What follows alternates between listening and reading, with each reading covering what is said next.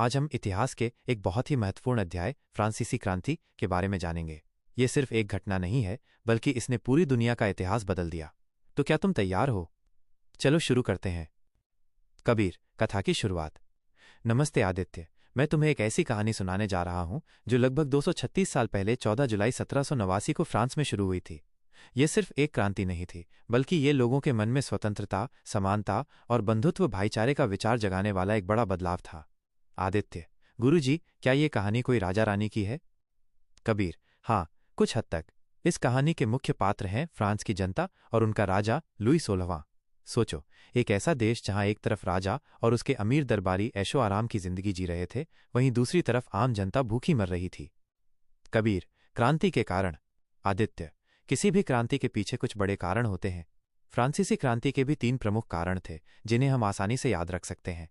राजनीतिक कारण। उस समय फ्रांस में निरंकुश राजतंत्र था। राजा लुई 16वां अपनी मनमानी करता था। उसकी रानी मेरी एंटोनेट भी बहुत खर्चीली थी, जिसकी वजह से राजकोष खाली हो गया था। सामाजिक कारण। समाज 3 वर्गों में बटा हुआ था। प्रथम एस्टेट, पादरी, धार्मिक गुरु, इन्हें कोई कर टैक्स नहीं देना पड़ता था। द्वितीय एस्टेट, कुलीन वर्ग, राजा के दरबारी और बड़े जमींदार, इन्हें भी कोई कर नहीं देना पड़ता था। तृतीय एस्टेट, आम जनता, जिसमें किसान, कारीगर, मजदूर और छोटे व्यापारी शामिल थे। यही लोग सबसे ज्यादा थे और इन्हें ही सारे कर देने पड़ते थे। आर्थिक कारण। लगातार युद्धों में भाग लेने से फ्रांस पर बहुत कर्ज हो गया था। महंगाई बहुत बढ़ गई थी और खाने पीने की चीजें बहुत महंगी हो गई थीं। किसानों की फसलें भी खराब हो गई थीं। इन सब के बावजूद राजा ने आम लोगों पर और अधिक कर लगा दिए। आदित्य, गुरुजी, इसका मतलब है कि सिर्फ आम लोग ही परेशान थे और बाकी सब मौज कर रहे थे। कबीर, बिल्कुल सही। इसी असमानता ने लोगों के मन में गुस्सा भर दिया। कबीर, क्रांति की प्रमुख घटनाएं। कहानी आगे बढ़ती है।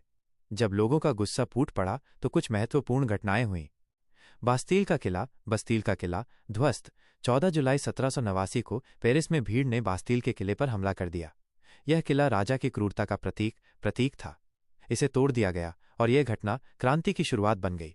राष्ट्रीय सभा का गठन। तीसरे एस्टेट के लोगों ने खुद को राष्ट्रीय सभा घोषित कर दिया। उन्होंने एक नया संविधान बनाने का फैसला किया। मानवाधिकारों की घोषणा। राष्ट्रीय सभा ने मनुष्य और नागरिकों के अधिकार घोषणा पत्र जारी किया। इसमें स्वतंत्रता, समानता और संपत्ति के अधिकार को बहुत महत्वपूर्ण बताया गया। राजतंत्र का अंत और गणतंत्र की स्थापना। 1792 में राजतंत्र खत्म हो गया और फ्रांस एक गणराज्य रिपब्लिक बन गया। राजा लुई 16वें और रानी मेरी एंटोनेट को फांसी दे दी गई।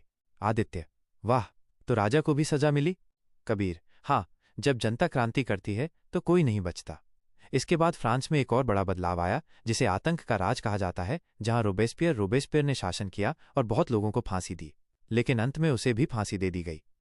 कबीर, विश्व पर प्रभाव। आदित्य, ये कहानी यहीं खत्म नहीं होती।